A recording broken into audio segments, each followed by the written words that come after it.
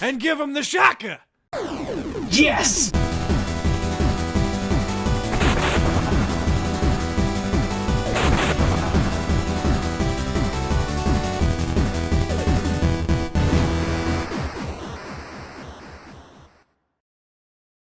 You done goofed. Troop. Welcome to another episode of The Completionist. We're on every single channel, nothing but legit cartoons are playing. You know exactly which ones I'm talking about. I'm talking about Rugrats, Hey Arnold, All Real Monsters, Ren and Stimpy, Rocko's Modern Life, Angry Beavers, Muppet Babies, Pinky and the Brain, Tiny Toons, Cat Dog, Rocket Power, Tailspin, DuckTales, Chip 'n Dale, Rescue Rangers, Darkwing Duck, Bonkers, Animaniacs, Bonkers, Teenage Mutant Ninja Turtles, and Doug. Now that I've got your attention about that nostalgic rush we just went on, let's go ahead and dive into today's game, shall we?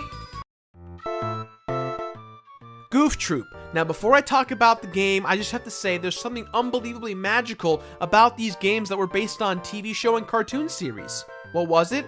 It's because they were handled by great companies like Capcom. Well, at least the good ones were. But Beardman, shouldn't people stay away from TV shows and film-based video games? Aren't they just awful? Won't the world end at the end of 2012 because of these games? Connect Sports 2. You know, it doesn't seem that bad.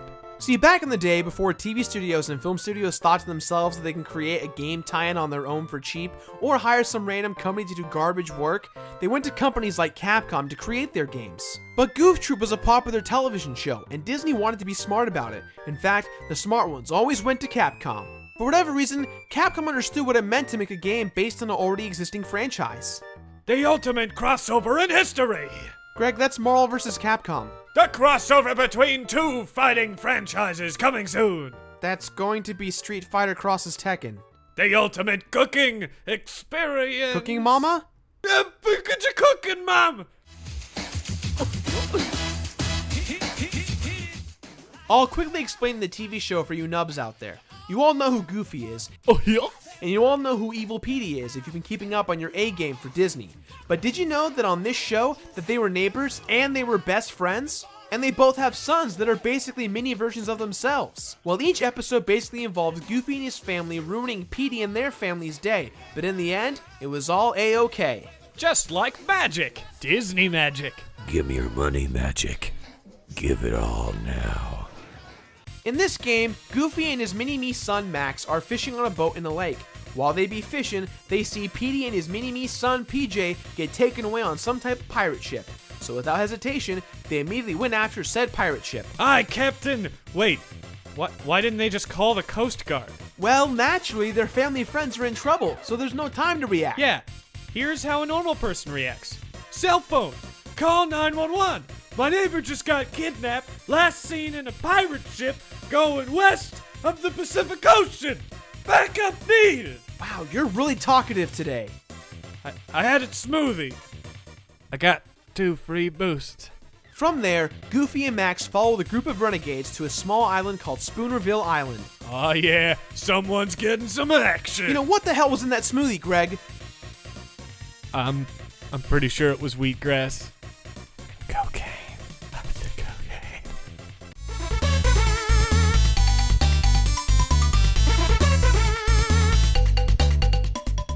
We all know at this point that Capcom has nearly perfected the art of awesome via other franchises not their own on the early and late days of the Super Nintendo and the Sega Genesis. But did you guys know that the leader of this project was the creator of Resident Evil? I can see the similarities in gameplay mechanics. Can't you? He created this game before Resident Evil, obviously, but it goes to show that when it came to business, Capcom did not mess around. The game definitely grasps the cartoonish feeling that the cartoon show had. Although as a kid, I didn't think there was enough in here for me to make me really go, Oh, that's from the cartoon!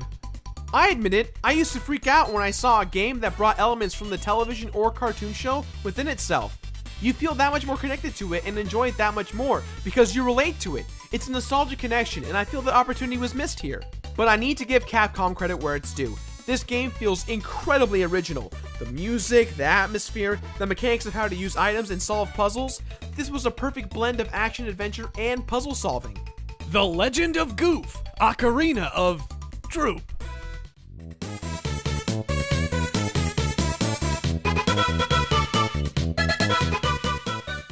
So So from the get-go, you have the option to play as either Goofy or his son Max. Or if you got a buddy, you can do both. Which I have to say is way more fun, especially since while you can work together, you can also beat each other senseless by throwing pots at one another. Hey, Dad, catch this pot with your face! When you arrive at Spoonerville Island, Oh, yeah. you first arrive at the beach, the first level. This level is a great way to introduce the player on how to play the game.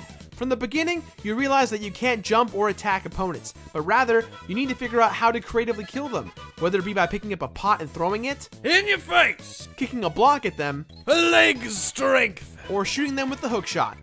Get over there! Stay relatively where you are. The main difference between Goofy and Max is actually quite simple. Goofy can one-hit KO characters when he throws pots or whatever you can throw at him. Whereas with Max, it usually takes anywhere from 2 to 3 hits. On the other side of the spectrum, Max can run faster than his dad, making it easier to speedrun your way past enemies or puzzles that have changing floor patterns. When you play alone, you have the ability to hold 2 items at a time. Items range anywhere from a hook shot to a plank of wood to even a key to help you progress throughout the levels. When you play with a friend, the items get split in half, so it's one for you and one for your buddy. The most important aspect of this game to me is teamwork. Playing with a friend is so much more fun than playing by yourself, especially when it comes to solving puzzles and teaming up against bad guys. In this game, you don't have a life bar, but rather, you collect fruit in order to gain more lives. When you collect 7 hearts from collecting fruit, you gain an extra life. Aside from collecting fruit, you can also get diamonds that give you bonuses. Red diamonds give you extra lives, and green ones give you continues. And when you pick up the diamonds, you hear a nice music chime, which makes you want to celebrate like Jackie Chan. Oh, yeah, I got that cherry! Oh, yeah! Rubies! Woo! Yeah! You'll also notice too that for some interesting reason, there's these islanders that stand around not doing much, and if you talk to them, they give you advice that's not very helpful, or it's a given to the game mechanics. Hey, man, watch out for the pirates. They'll try to kill you. Hey, man, eat fruit. Hey, man. You want some pot? The enemy variety could have been a bit better. There are some levels that have exclusive enemies, but for the most part all they did was just change the color, and if we were lucky, they would add a new element like throwing stuff or fire. But rarely did the enemies do these things. Yep, there's a pirate. Oh hey, look, pirates! Hey, guess what's here? More pirates. Oh, and a pirate? Hey, it's a pirate. Is that a ghost? Nope, it's a pirate. A giant bee! The boss fights were my favorite part because of how drastically different they were from the action of the game. It's actually more difficult than anything. It was an offbeat change of pace, and it is very welcomed. Although some of these boss fights are, well, their methods are, they're questionable. Oh, man, is that spicy cotton candy? That sounds deliciously Indian. You travel through many different locations on the island. You start out on the beach, then you make your way more inland to a village, and then you're in a haunted mansion, and then you're cave diving, and then you end up on a pirate ship. Spelunking! Child move!